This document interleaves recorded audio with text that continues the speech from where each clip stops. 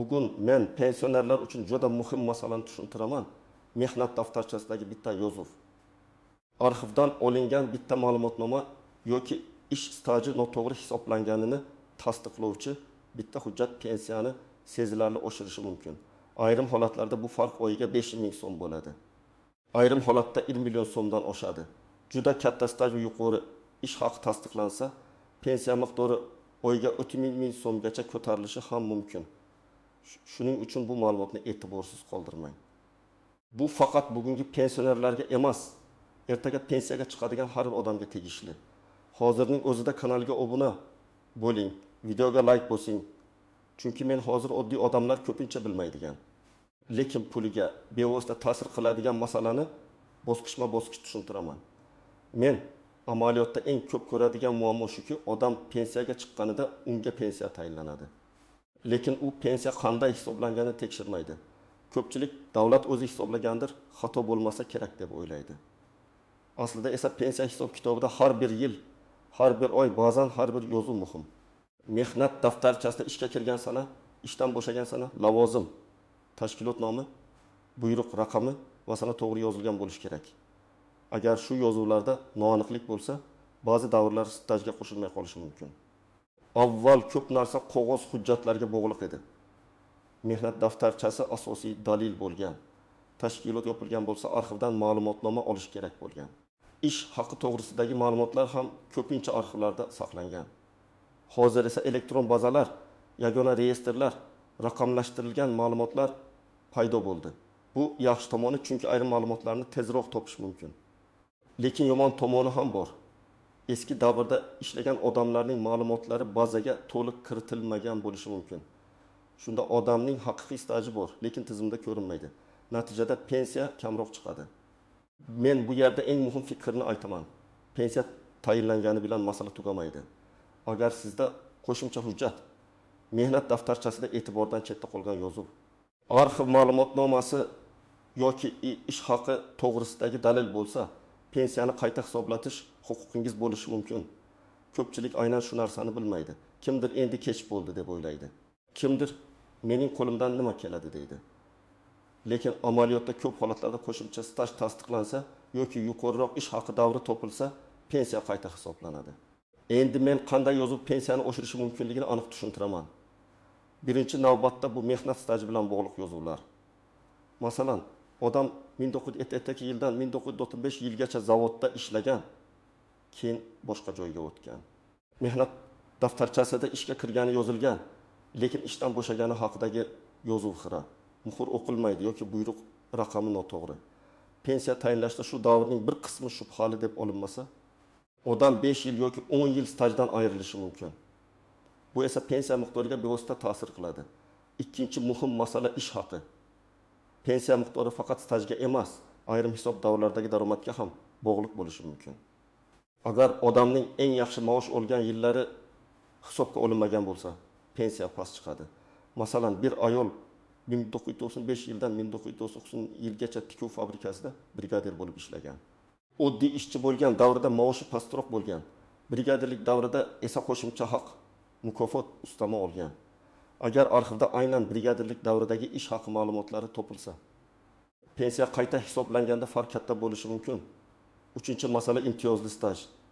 Ba'zi kasblarda mehnat sharoiti og'ir yoki zararli bo'lgan. Kon, kimyo, metallurgiya, ayrim tibbiyot yo'nalishlari, pedagogika, qishloq xo'jaligining ayrim og'ir ishlari, sovuq yoki zararli sharoitlarda ishlash kabi holatlarda qonunchilikda alohida tartiblar bo'lishi mumkin. Men har doim aytaman, men shunchaki ishlaganman deb qo'ymang. Qayerda?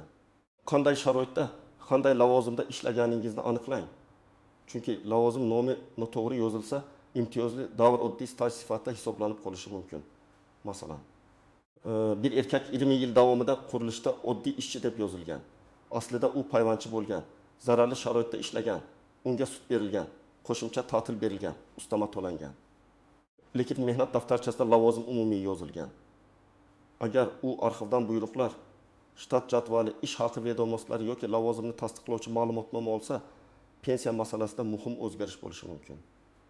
Bunday holatda bitta payvandchi degan yozuv yoki uni tasdiqlovchi hujjat oddiy qog'oz emas, pulga aylanadigan dalildir.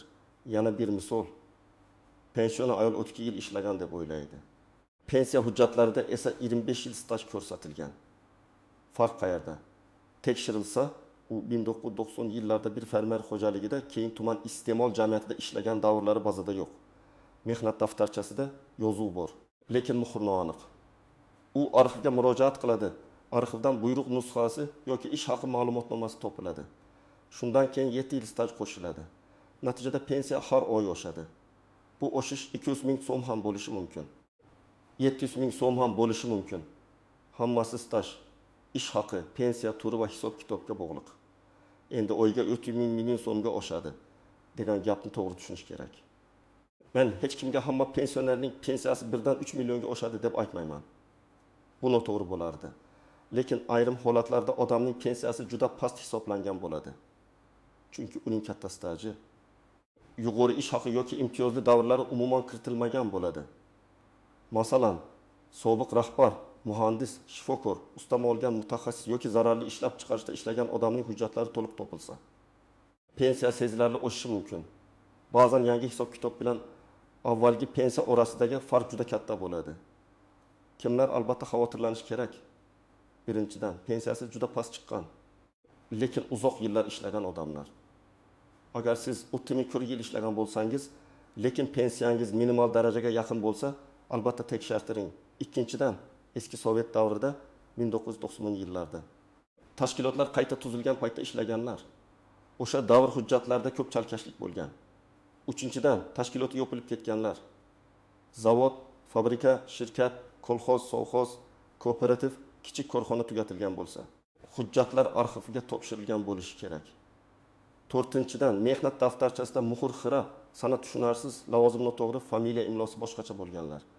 Kimlar kamroq xavotirlanishi mumkin?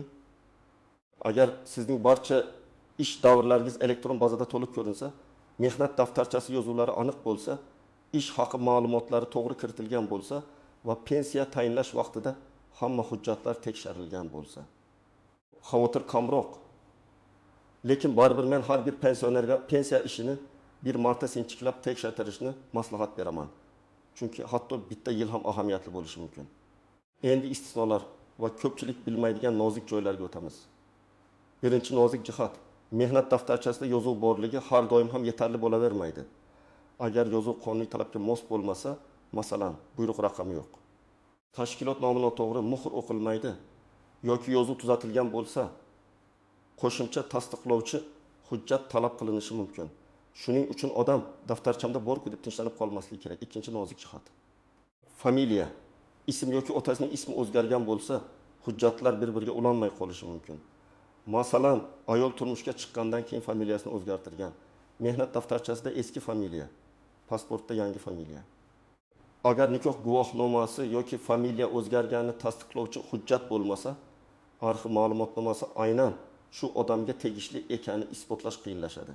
Bu juda oddiy ko'rinadi, lekin pensiya hisobida katta muammo tug'dirishi mumkin. Uchinchi nozik jihat, tashkilot nomi yillar davomida o'zgargan bo'lishi mumkin. Masalan, oldin kolxoz bo'lgan, keyin shirkat xo'jaligi, keyin fermer xo'jaligi, keyin boshqa nom. Arxivda hujjat eski nom bilan turadi. Odam esa yangi nomni aytadi.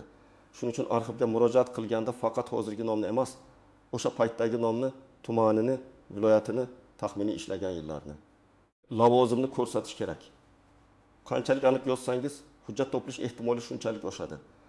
To'rtinchi nozik jihat, ish haqi ma'lumotnomasi topilsa ham hamma to'lovlar pensiya hisobiga kirmasligi mumkin.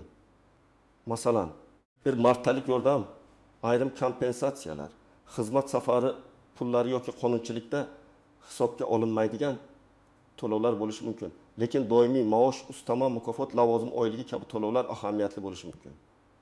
Shu sababli men hujjatlarni shunchaki olib borish emas, ularning mazmunini ham tushunib olish kerakligini aytaman.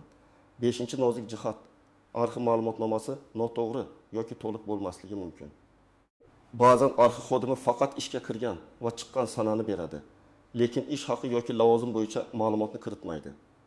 Ba'zan hujjat topilmadi degan javob keladi, lekin aslida hujjat boshqa arxivda bo'ladi.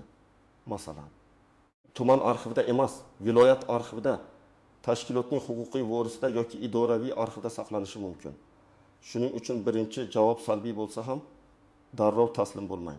6-chi nozik jihat. Har bir qo'shimcha hujjat avtomatik ravishda pensiyani oshirmaydi. Bu juda muhim. Hujjat topildi degani albatta katta pul qo'shiladi degani emas.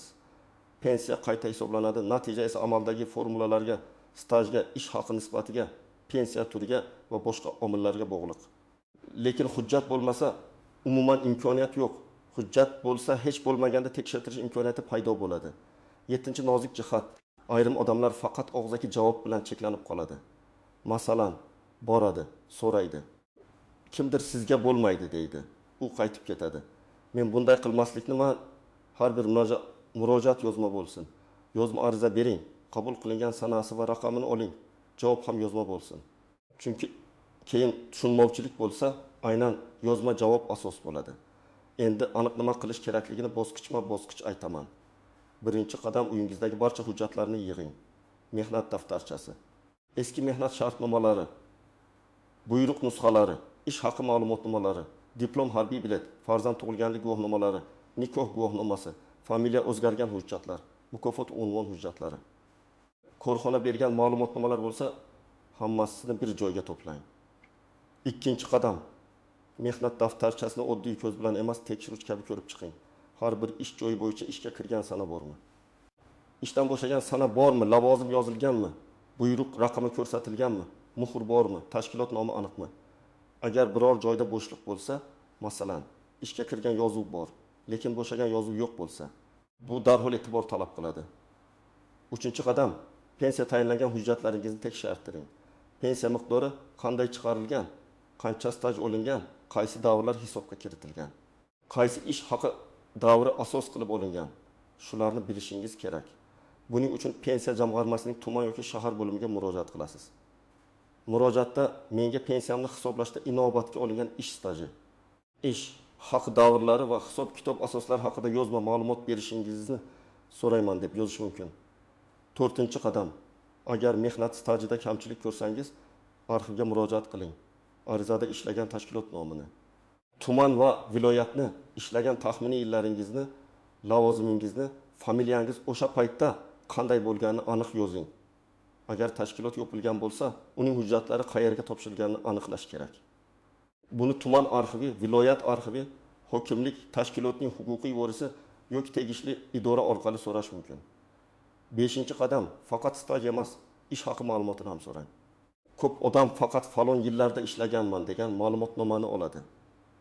Lekin ba'zi holatlarda ish haqi ma'lumotnomasi pensiyani oshirishda undan ham muhimroq bo'lishi mumkin.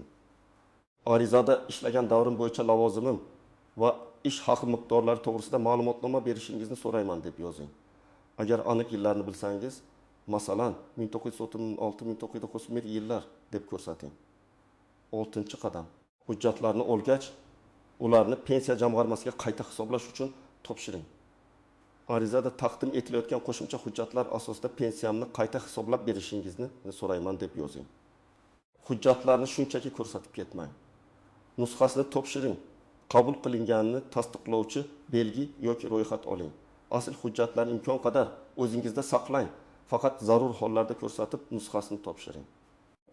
7-chi qadam, javobni kuting va natijani tekshiring. Agar pensiya oshsa, yangi miqdor qaysi sanadan boshlab qo'llanishini so'rang. Agar rad javobi berilsa, rad etish sababi yozma bo'lishi kerak. Hujjat yetarli emas. Bu davr hisobga olinmaydi. Ma'lumotlar mos kelmaydi kabi sabablar ko'rsatiladi.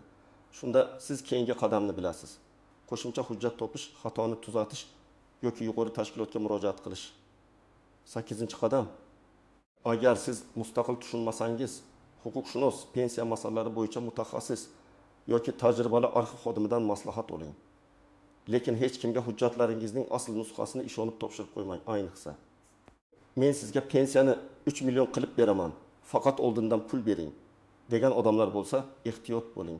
Pensiya qonuniy hujjatlar asosida oshadi, va'da yoki tanish bilish asosida emas. Men yana bir amaliy maslahat beraman. Har bir pensioner o'z hayotidagi ish davrlarini alohida daftar yoki varaqda yozib chiqsin. Qaysi yilda qayerda ishladingiz, lavozimingiz nima edi? Tashkilot qaysi tumanda edi? Rahbar kim edi?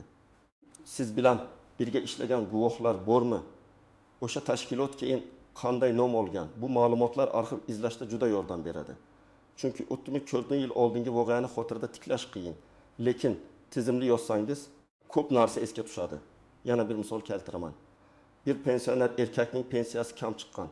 U o'zini 38 yil ishlagan deb bilgan, lekin hisobda 29 yil ko'rsatilgan. Tekshiruvda ma'lum bo'ldiki, u 9 yil ishlagan, korxona tugatilgan, mehnat daftarchasidagi muhr esa juda xira. Orqadan buyruq nusxalari va ish haqi vedomoslari topildi. Qayta hisoblashdan keyin pensiya oshdi. Eng qizig'i, odam 5 yil davomida kam pensiya olib yurgan.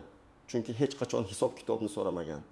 Shuning uchun men har doim aytaman, savol berishdan uyalmang, hujjat so'rashdan tortinmang. Bu sizning haqqingiz. Yana bir ayolning holatini olaylik. U maktabda uzoq yillar ishlagan, keyin qisqa muddat bolalar bog'chasida, keyin yana maktabda faoliyat yuritgan. Pensiya tayinlanganda ayrim davrlar tasdiqlanmagan deb olinmagan. Sababi bir davrda familiyasi eski bo'lgan, boshqa davrda yangi familiya bilan yozilgan. Nikoh guvohnomasi va arxiv ma'lumotnomasi qo'shilgandan keyin davrlar bir-biriga bog'landi. Natijada staj to'g'rilandi. Bunday holatlar juda ko'p uchraydi, ayniqsa ayollarda. Praktikada yana shuni ko'raman. Odamlar pensiya masalasida faqat yoshga qarab o'ylaydi. Men pensiya yoshiga yetdim, demak pensiya berildi deydi. Lekin pensiya miqdori faqat yosh emas. Hujjat sifati, stajning to'liqligi, ish haqi ma'lumotlarining aniqligi va qonunchilikdagi imtiyozlarga bog'liq. Demak, yaxshi hujjat yaxshi hisob kitob degani. Yomon yoki to'liq bo'lmagan hujjat esa kam pensiya xavfini oshiradi. Bugun men sizga bitta muhim fikrni yetkazmoqchiman.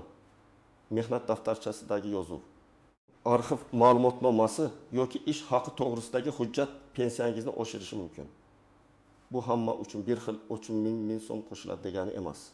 Lekin ayrim odamlar aynan hujjatlari to'liq hisobga olinmagani uchun yillar davomida kam pensiya olib yuradi. Shuning uchun pensiyangizni tekshirtiring, stajingizni solishtiring. Arxivga yozma murojaat qiling. Qo'shimcha hujjat topsangiz, qayta hisoblashni so'rang. Agar sizda mehnat daftarchasida tushunarsiz yozuv, yo'qolgan staj, yopilib ketgan tashkilot, noto'g'ri familiya yoki past hisoblangan pensiya bo'yicha shubha bo'lsa, buni e'tiborsiz qoldirmang. Kommentariyada yozing. Sizning pensiyangizda staj to'liq hisoblanganmi?